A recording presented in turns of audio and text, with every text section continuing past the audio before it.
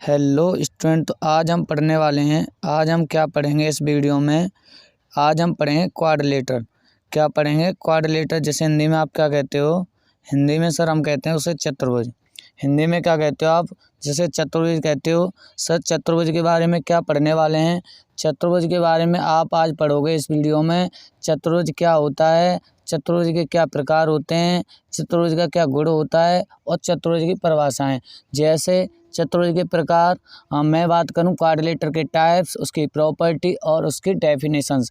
इस वीडियो के अंदर पूरे क्वाड्रिलेटर टर्म को, पूरे क्वाड्रिलेटर पार्ट को, जितने भी उसके पार्ट्स हैं, जितने भी उसके टाइप्स हैं या जितनी भी उसकी डेफिनेशंस हैं, सारी चीज़ों को कवर करने वाले हैं। स्टेप बाय स्टेप सारी चीज़ों को समझेंगे। तो आगे बढ़ने से पहले आपका स्वागत है इस चैनल में, सचिन एजुकेशन बोर्ड। तो आइए स्टूडेंट देखते हैं इस क्वाड्रिलेटर का आज गर्दा उड़ा देंगे। आज इस क्वाड्रिलेटरल का गर्दा उड़ा देंगे, पक्का उड़ा देंगे। आज हम इसे फिनिश करेंगे। सारे इसके रूल्स, डेफिनेशंस, कैसे इसको आइडेंटिफाई करते हैं, कौन सा क्वाड्रिलेटर है, इसके क्या पार्ट होते हैं और क्या क्या डेफिनेशंस होती हैं, इसके अलावा क्या क्या इसकी प्रॉपर्टी होते हैं, किस तरीके से वर्क करता है, सारी चीज़ें सीखने वाले हैं। बस वीडियो को एंड तक देखना। इससे छोटी सी भी स्किप मत करना, मतलब थोड़ा सा भी इसे कट मत कर देना कि आगे बढ़ूँ जल्दी से जल्दी। कट मत करना, स्टेप बाय स्टेप सारी चीज़ें सीखेंगे। अगर आज से पहले कभी भी क्वाड्रिलेटर नहीं पढ़ा है तो आज पढ़ने के बाद कभी नहीं भूलोगे। आज से पहले कभी भी नहीं पढ़ा है, इसके बारे में सुना भी नहीं है, तब भी कोई दिक्कत नहीं है। बिगिनर स्टूडेंट्स के लिए सबसे अच्छी वीडियो रहने वाली है ये। तो आइए स्टूडेंट स्टार्ट करते हैं। सबसे पहले क्वाड्रिलेटर होता क्या है? तो आपका जो क्वाड्रिलेटर है, इसे हिंदी में क्या बोलते हैं? इसे हिंदी में सर चतुर्भुज बोलते हैं। हमने सुना है, हिंदी में तो हम जानते हैं, ऐसे बोलते हैं हिंदी में चतुर्भुज। ध्यान से देखिएगा और थोड़ा ना समझने की कोशिश करना, क्योंकि लिखने में प्रॉपर नहीं लिखा जाता है।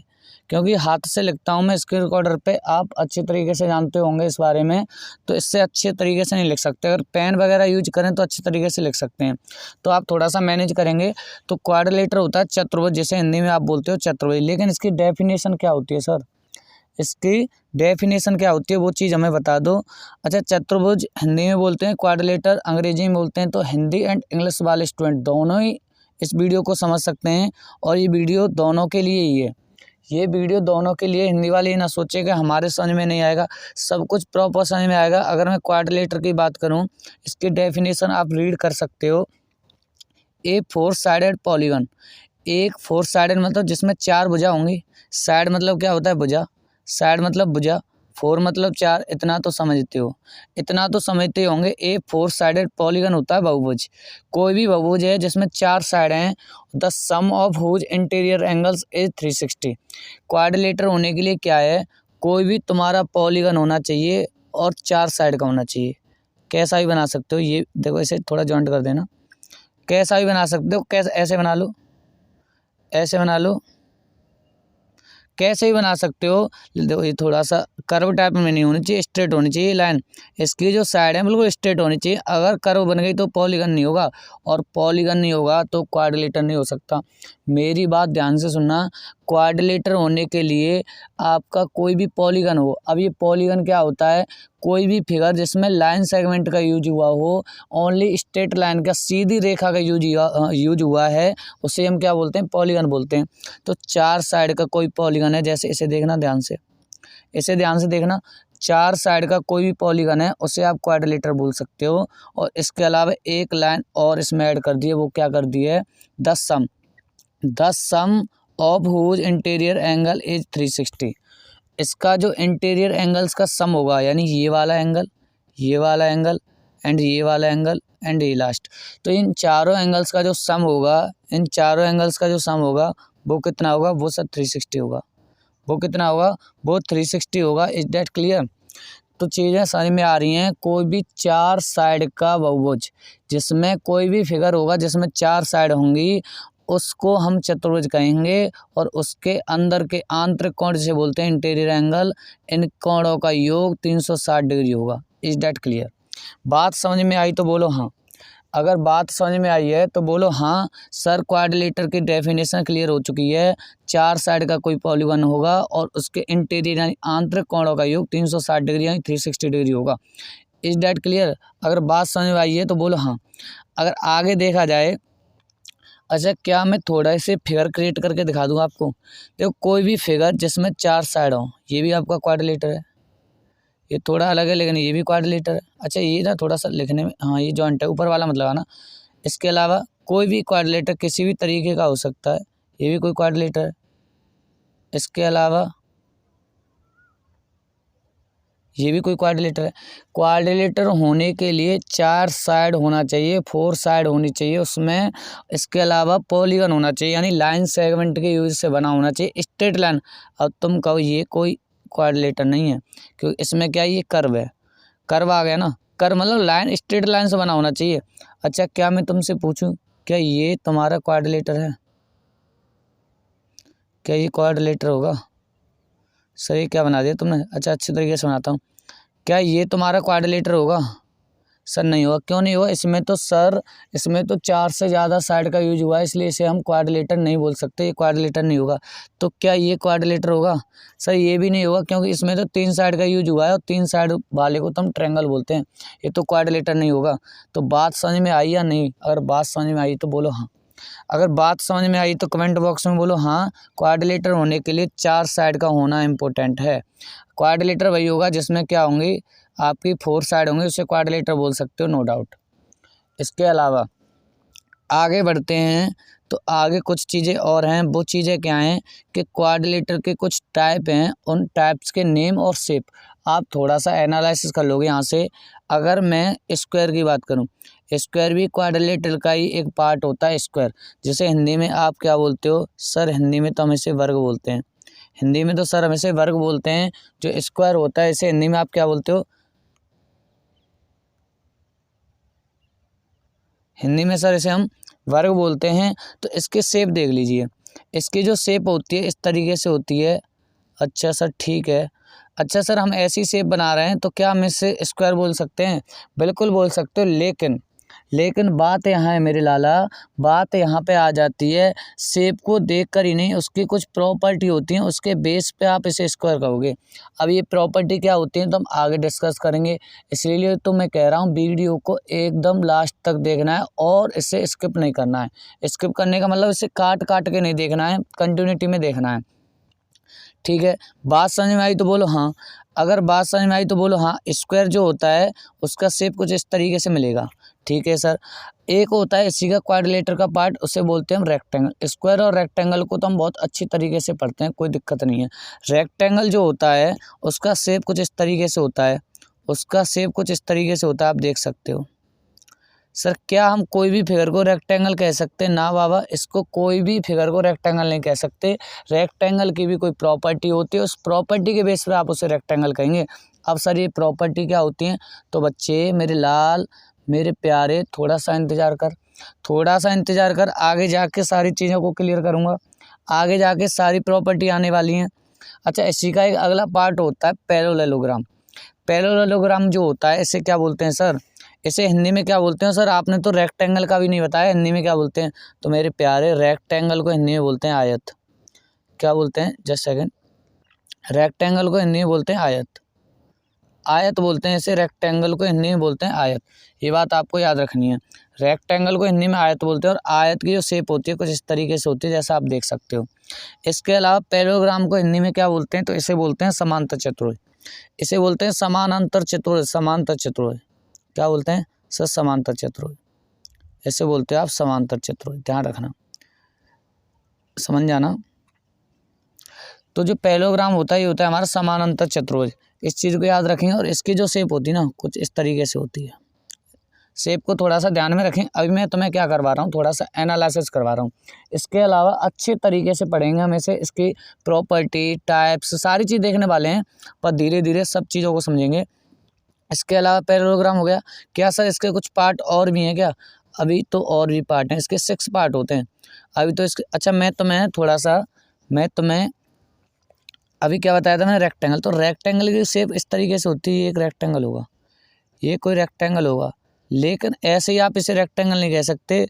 रेक्टेंगल होने के लिए कुछ प्रॉपर्टी हैं, उस प्रॉपर्टी के बेस पे आप किसी भी फिगर को रेक्टेंगल कह सकते हो, उस प्रॉपर्टी के बेस पर। अभी आप इसे रेक्टेंगल नहीं कह सकते। चलो आगे देख लेते हैं। आगे अगर बात करूँ तो एक होता है ट्रेपीजियम।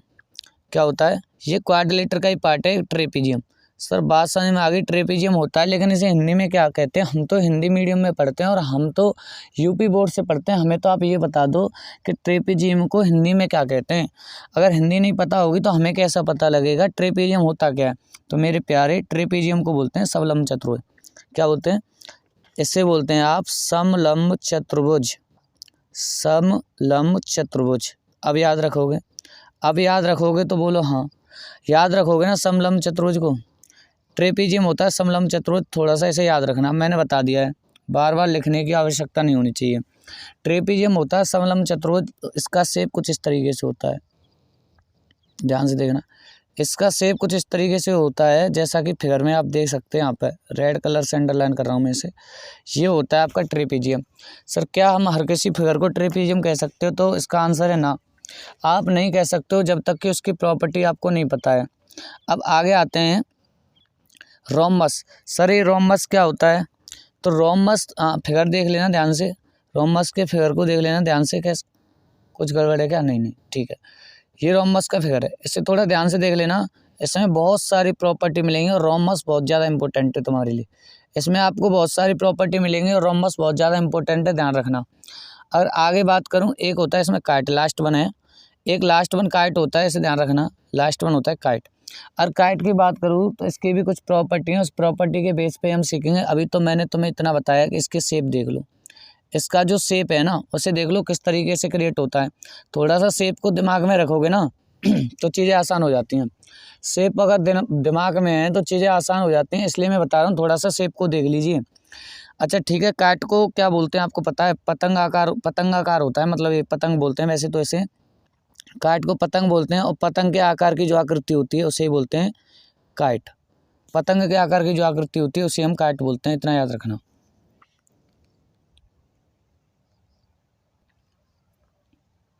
यहाँ तक बात समझ में आई तो बोलो हाँ। अगर यहाँ तक बात समझ में आई तो बोलो हाँ। आगे भी कुछ चीज़ें हैं क्या सर? आगे अभी स्टार्ट हुआ है, आगे चीज़ें हैं, इसके टाइप्स हैं। सर टाइप्स तो अभी बताए थे आपने, तो बेटा मेरे प्यारे, मैंने जो टाइप्स बताए थे ना वो उसके टाइप्स थे और उनके नाम थे, उसके शेप थे। लेकिन अब क्या आने वाली हैं? टाइप्स के साथ इसकी प्रॉपर्टी भी आने वाली है, टाइप्स के साथ इसकी प्रॉपर्टी भी आने वाली है। थोड़ा सा छोटा कर देता हूँ। तो पहला देखेंगे स्क्वायर, क्या होता है? पहला होगा स्क्वायर, ध्यान से देखिएगा, स्क्वायर की प्रॉपर्टी भी है। तो स्क्वायर क्या होता है सर? हमें स्क्वायर को बता दो हिंदी में क्या कहते हैं? तो हिंदी में इसे बोलते हैं वर्ग, हिंदी में इसे बोलते हैं वर्ग। ध्यान से देखिएगा, स्क्वायर होता है वर्ग। तो इसकी प्रॉपर्टी क्या है? ये सारी तुम्हें जो दिखाई दे रही है ये इसकी प्रॉपर्टी है। जस्ट सेकंड, ये जो दिखाई दे रही है ये क्या है? ये इसकी प्रॉपर्टी है। अच्छा ओके सर, प्रॉपर्टी होती क्या है ये थोड़ा सा हमें एक्सप्लेन कर दो, ये थोड़ा सा हमें एक्सप्लेन कर दो। तो ध्यान से देखिएगा, पहले तो इस फिगर को देखना, उसके बाद प्रॉपर्टी। देखो फिगर किस तरीके से बना हुआ है, ये कुछ इस तरीके से है। इसके अलावा ये इसके इक्वल है और ये इसके इक्वल है, और इसके अलावा क्या है? ये जो है इसके इक्वल है और ये जो है इसके इक्वल है। ये फिगर के द्वारा आपको रिप्रेजेंट किया है और एंगल भी बने हुए हैं इसमें, ये एंगल भी बने हुए हैं। इस फिगर को थोड़ा सा दिमाग में रखना। इसकी जो पहली कैटेगरी है वो क्या है? All side are equal. पहली जो इसकी प्रॉपर्टी है, स्क्वायर जो भी होगा, किसी भी फिगर को स्क्वायर तब बोल सकते हो जब उसकी सारी साइड, 4 साइड होती हैं। ये क्वाड्रिलेटर का पार्ट है स्क्वायर, तो 4 साइड होंगी, नॉर्मल सी बात है, 4 भुजा होंगी। जिस फिगर में 4 भुजा होंगी, जिस आकृति में 4 भुजा होंगी उसे तो हम वर्ग कहेंगे, हिंदी वाले भी समझ सकते हैं। अब क्या होगा? ये वाली साइड, ये वाली साइड, ये वाली साइड और लास्ट वन ये वाली साइड, ये 4 साइड आर इक्वल है, यानी ऑल साइड्स आर इक्वल। इसकी जो सभी साइड हैं, जैसे ये मान लो तुम्हारी 5 सेंटीमीटर, 5 सेंटीमीटर है, तो ये भी 5 होगी, ये भी 5 होगी और नो डाउट ये भी 5 होगी। तो चारों साइड इक्वल होती हैं। फर्स्ट ऑफ ऑल तो ये बात याद रखनी है। कॉपी निकालो, पेंसिल निकालो, तुरंत नोट करो 1 सेकंड में। स्क्वायर जो होती है उसकी सारी साइड, सारी क्या 4 साइड होती हैं, बस इतना याद रखना। ऑल साइड्स आर इक्वल, जो साइड हैं इसके इक्वल होंगी हमेशा, ये इसके इक्वल होगी, इसके इक्वल होगी, इसके चारों एक दूसरे के इक्वल होंगी। और एक साइड आपको गिवन है 5 सेंटीमीटर, तो सबको आप 5 सेंटीमीटर ही मान के चलोगे आगे अगर क्वेश्चन करनी है तो। इसके अलावा इसकी एक और प्रॉपर्टी होती है, वो क्या होती है? All angles are equal to 90 degree. सबसे मेन इंपॉर्टेंट क्या होता है? इसके जितने भी एंगल्स हैं ना भाई, कोई भी क्वाड्रिलेटर में 4 एंगल्स होते हैं, उससे ज़्यादा नहीं हो सकते। वो कितने के होते हैं? वो होते हैं सर 90 डिग्री के। सारे एंगल्स जितने भी हैं इसमें 4 एंगल्स हैं, चारों ही 90 डिग्री के होते हैं। एंगल तो समझते हो ना, कोण, इसके चारों कोण 90 डिग्री के बराबर होते हैं। 4 angles are equal to 90 degree, all angles are equal to 90 degree. चारों कोण 90 डिग्री के बराबर होते हैं, एक दूसरे के बराबर भी होंगे और 90 डिग्री होते हैं, याद रखना है। 90 डिग्री का एक एंगल बनता है वर्ग में आपके, चारों ही एंगल 90-90 के होते हैं, ये बात याद करने वाली थी। इसके अलावा डायगोनल्स आर इक्वल, डायगोनल्स बोलते हैं विकर्ण से, डायगोनल्स होते हैं बेटा आपके विकर्ण, हिंदी में से विकर्ण बोलते हैं, याद रखना, हिंदी वाले याद रखना, डायगोनल्स को विकर्ण बोलते हैं। और विकर्ण क्या होता है, इसके जो वर्टेक्स को, अपोजिट वर्टेक्स को जॉइन कराते हैं ना, इसे डायगोनल्स बोलते हैं। देखो यहाँ से मैंने क्या किया, सी, ए और सी को मिला दिया, फिगर में दिखाया है, और बी और डी को मिला दिया, ये डायगोनल्स हैं। और ये हमेशा कैसे होते हैं, इक्वल। और एक डायगोनल 5 सेंटीमीटर का है तो दूसरा बेटा कितने का होगा सर, नो डाउट 5 सेंटीमीटर का होगा, क्योंकि आपने तो बताया है स्क्वायर के जो डायगोनल्स होते हैं वो इक्वल होते हैं। ये बात क्लियर हो गई, ये बात क्लियर हो गई। कभी अभी आपको मान लो इसी क्वेश्चन ए से दिया जाता 10 सेंटीमीटर और आपसे बी डी पूछ लिया जाता, क्या आप नहीं बता पाते, क्या आप नहीं बता पाते? बिल्कुल बता देते सर, अगर ए सी 10 सेंटीमीटर है तो बी डी भी 10 सेंटीमीटर होता, अगर ए सी 10 सेंटीमीटर है तो बी डी भी 10 सेंटीमीटर ही होता सर, क्योंकि डायगोनल्स आर इक्वल, विकर्ण जो होते हैं बराबर होते हैं स्क्वायर के। और सारी बात समझ में आ रही है? अगर बात समझ में आ रही है तो बोलो हाँ। आगे चलते हैं सर, एक और प्रॉपर्टी है क्या इसकी? हाँ तो बिल्कुल, एक और लास्ट वन इसकी प्रॉपर्टी है, वो हमें याद रखनी है। वो क्या याद रखनी है? Diagonals are perpendicular bisector of each other. ये बात समझ में नहीं आई सर, हिंदी में बता दीजिए। Diagonals are perpendicular bisector of each other, जो डायगोनल्स होते हैं इसके अंदर, ये वाले जो डायगोनल्स होते हैं इसके बाइसेक्टर होते हैं। बाइसेक्टर का मतलब होता है एक दूसरे को बाइसेक्ट कर देते हैं। बाइसेक्ट का मतलब क्या होता है सर? बाइसेक्ट का मतलब क्या होता है सर? बाइसेक्ट का मतलब होता है दो बराबर भागों में डिवाइड कर देते हैं। यहाँ से यहाँ तक की जो डिस्टेंस है, यहाँ से यहाँ तक की डिस्टेंस के इक्वल होगी, यहाँ से यहाँ तक की जो डिस्टेंस है यहाँ तक की इक्वल होगी। ये एक दूसरे को दो बराबर भाग में विभाजित कर देते हैं, टू इक्वल पार्ट में डिवाइड कर देते हैं। इंग्लिश एंड हिंदी दोनों ही स्टूडेंट समझ सकते हो आसानी से। तो मैं क्या बता रहा था, डायगोनल्स आर परपेंडिकुलर। इसके अलावा ये डायगोनल्स होते हैं ना एक दूसरे पर परपेंडिकुलर होते हैं। परपेंडिकुलर मतलब क्या होता है सर? परपेंडिकुलर का मतलब बता दो सर क्या होता है? तो बेटा परपेंडिकुलर का मतलब होता है लंबवत। परपेंडिकुलर का मतलब होता है लंबवत। तो ये जो विकर्ण होते हैं, जो डायगोनल्स होते हैं, वो एक दूसरे पे लंबवत होते हैं, और लंबवत का मतलब होता है 90 डिग्री का कोण बनाते हैं। It's that clear? अगर बात समझ में आ रही है तो बोलो हाँ। अगर बात समझ में आ रही है तो चैनल को कर लो सब्सक्राइब, वीडियो को कर दो लाइक। अगर बात समझ में आ रही है तो बोलो हाँ। जो इसके विकर्ण होते हैं एक दूसरे को बाइसेक्ट करते हैं, यानी काटते हैं, प्रतिच्छेद करते हैं। इसके अलावा 90 डिग्री का कोण बनाते हैं, 90 डिग्री का एंगल क्रिएट करते हैं एक दूसरे पर, ऐसे ये 90 डिग्री का एंगल बनाते हैं। ये बात याद रखनी है। अब बात समझ में आई तो बोलो हाँ। अगर स्क्वायर समझ में आ गया तो सर, स्क्वायर पूरा समझ में आ गया, प्रॉपर्टी भी हमें पता है और इसका डायग्राम भी हमें पता है, उसकी डेफिनेशन भी हमें पता है, सारी चीज़ क्लियर हो रही हैं तो बोलो हाँ। अगला आते हैं रेक्टेंगल पे। अब आते हैं रेक्टेंगल पे। तो सबसे पहली बात, रेक्टेंगल होता क्या है? रेक्टेंगल को हिंदी में आयत बोलते हैं, थोड़ी देर पहले ही बताया था। रेक्टेंगल को हिंदी में क्या बोलते हैं? आयत बोलते हैं। सर बात क्लियर है, रेक्टेंगल को हिंदी में आयत बोलते हैं। इसके अलावा इसकी कुछ प्रॉपर्टी हैं सर, प्रॉपर्टी बता दो। एक तो पहले तुम इसमें क्या देखना है, इसमें थोड़ा सा फिगर को एनालिसिस कर लो। इसमें देखो ये वाली साइड ना, अरे जस्ट सेकंड, अब देखना ध्यान से, ये वाली साइड है ना इसके इक्वल है, और ये वाली साइड ना इसके इक्वल है, जैसा कि फिगर में रिप्रेजेंट किया गया है।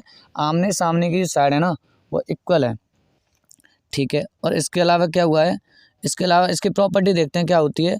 तो पहली प्रॉपर्टी सर इसकी अपोजिट, थोड़ा सा रॉन्ग, इसमें AOPPOSIT होता है।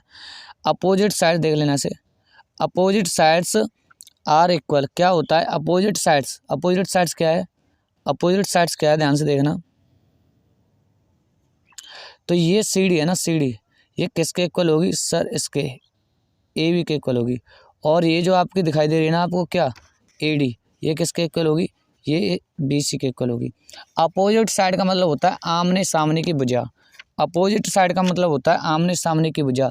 तो रेक्टेंगल के अंदर, आयत के अंदर आमने सामने की भुजा एक तो बराबर होंगी, ये बात क्लियर रखनी है आपको।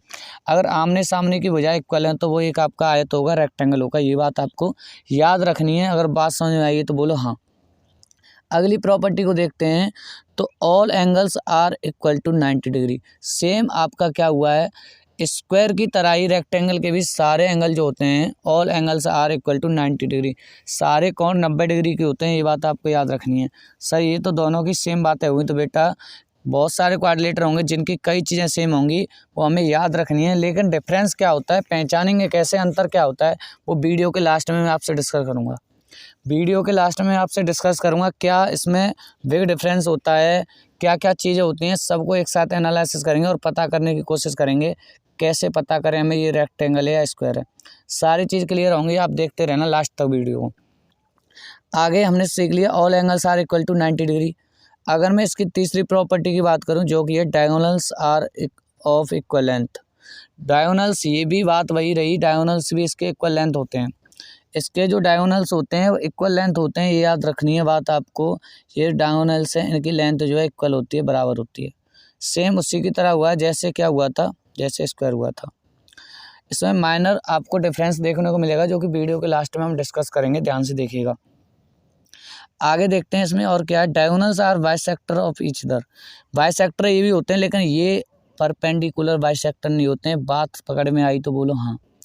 स्क्वायर में क्या था, डायगोनल्स आर परपेंडिकुलर बाइसेक्टर थे, इसमें भी बाइसेक्टर है, लेकिन इसमें क्या है, ओनली बाइसेक्टर है, परपेंडिकुलर नहीं है। कहने का मतलब ये बाइसेक्ट तो करेंगे एक दूसरे को, काटेंगे तो प्रतिच्छेद तो करेंगे, लेकिन क्या होगा, ये 90 डिग्री पे नहीं करेंगे। ये जरूरी नहीं है कि 90 डिग्री पे करें, लेकिन स्क्वायर में क्या होगा, वो 90 डिग्री पे ही करेंगे। अगर फर्क समझ में आया तो बोलो हाँ, अगर फर्क समझ में थोड़ा सा भी आया तो बोलो हाँ, अगर नहीं आया तो आगे भी डिस्कस करेंगे इसके डिफरेंस पे।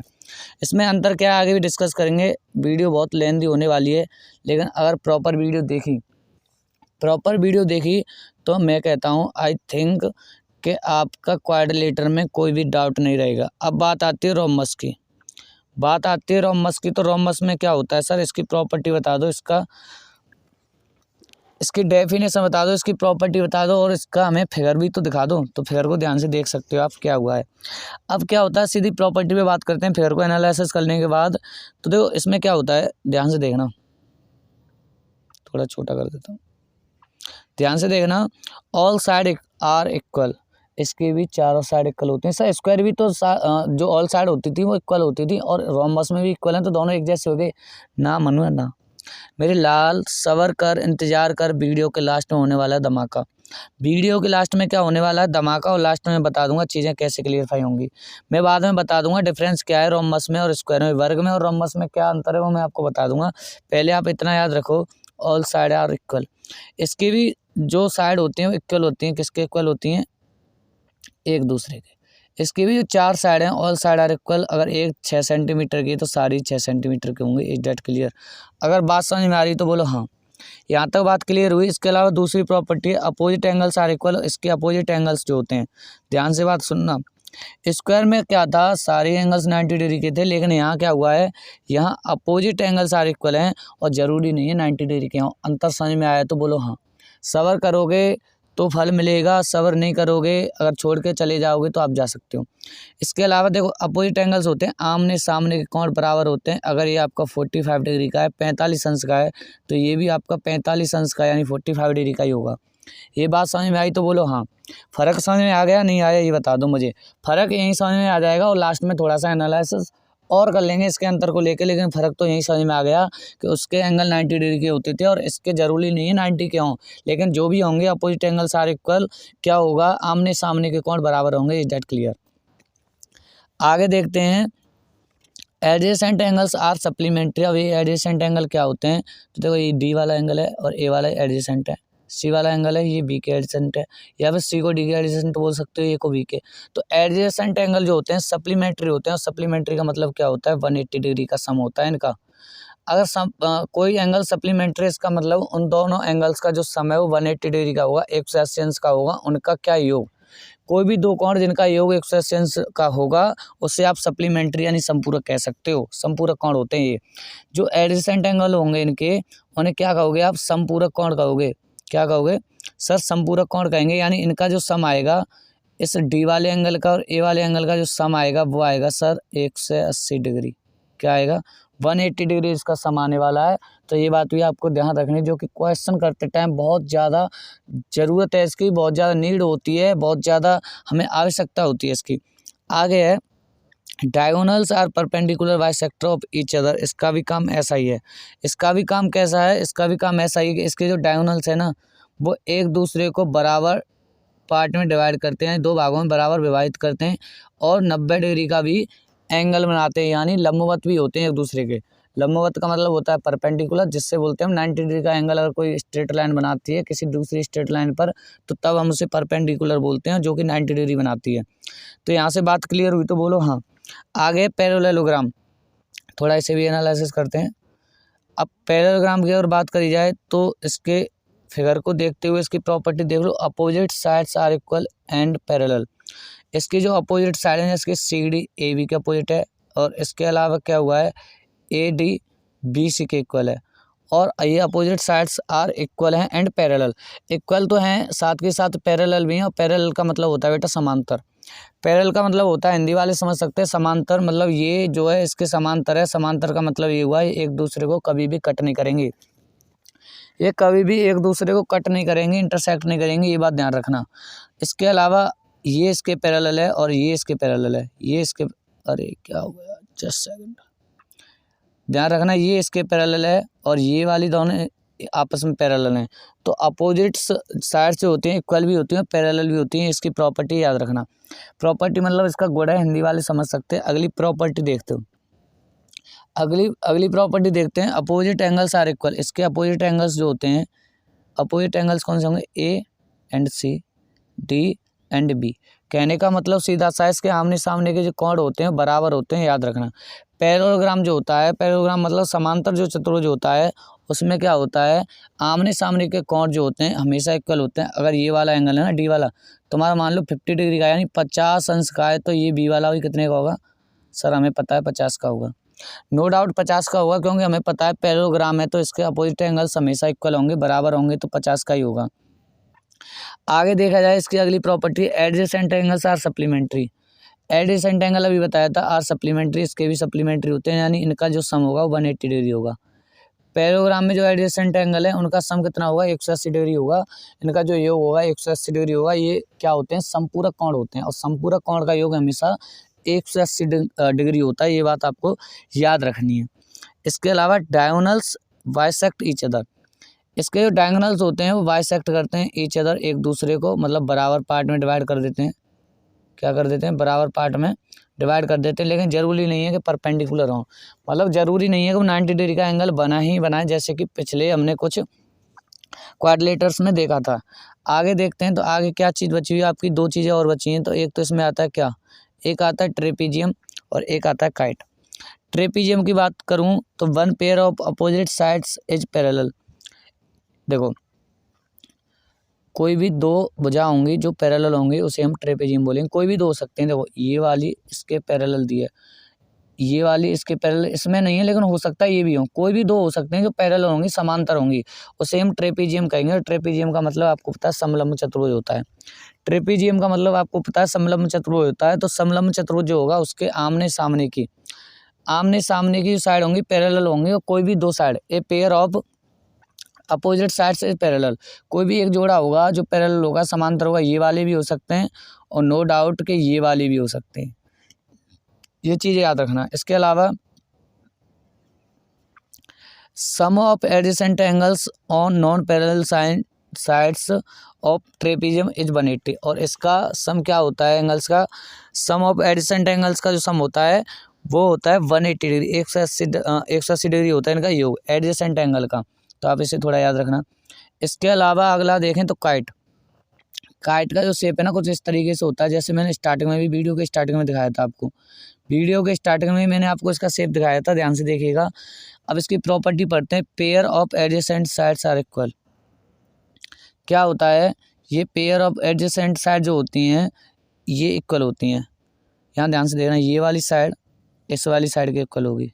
जो रेड हो रहा है ना मार्क, देखना ध्यान से, ये साइड दोनों आपस में क्या होंगी, इक्वल होंगी। और one pair of opposites angle is equal.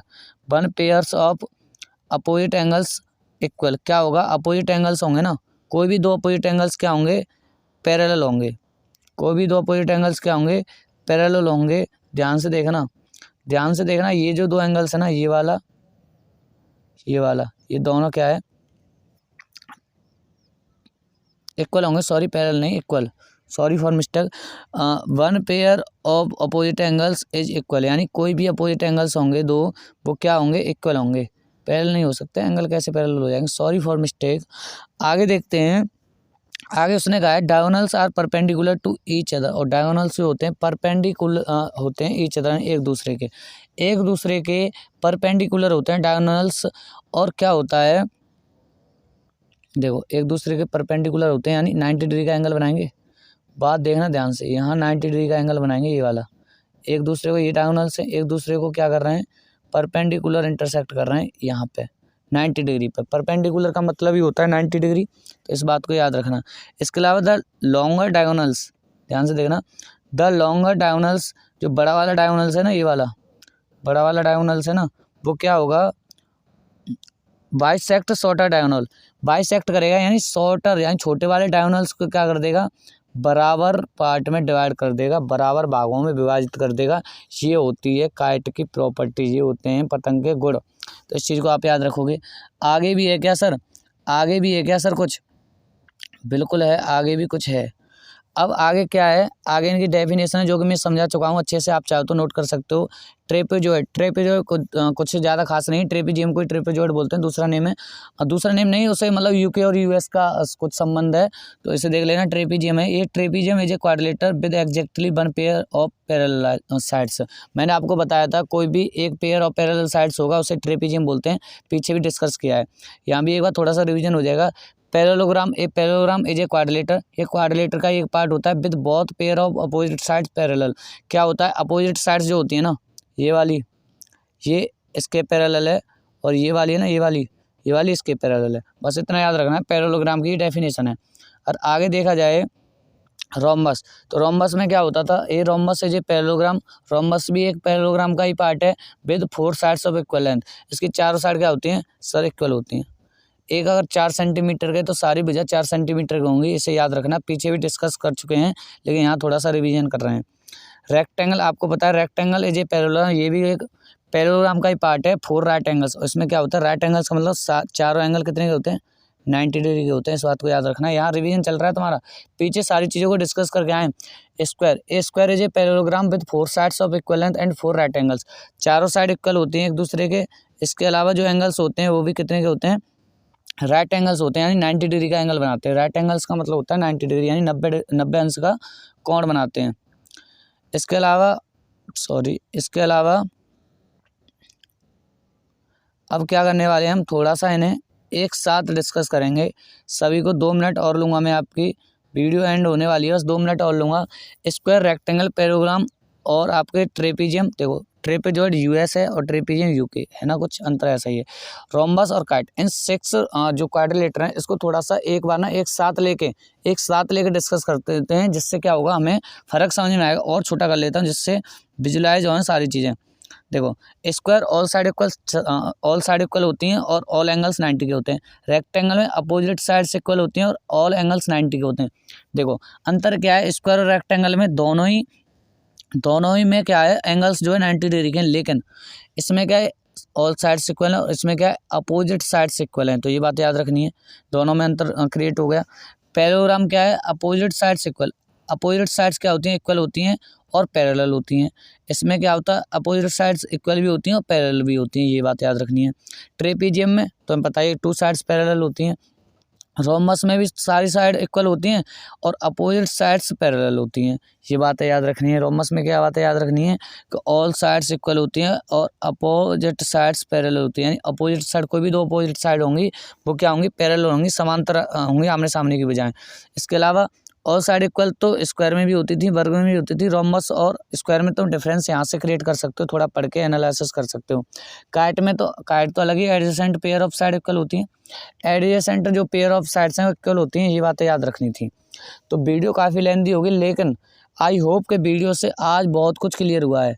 मुझे पता है आपका वीडियो से बहुत कुछ क्लियर हुआ है। अगर वीडियो आपको समझ में आई है तो कमेंट बॉक्स में बोलिए हाँ, अगर वीडियो समझ में आई है तो कमेंट बॉक्स में बोलिए बिल्कुल आई है सर, बिल्कुल हाँ, आप बोल सकते हो यस।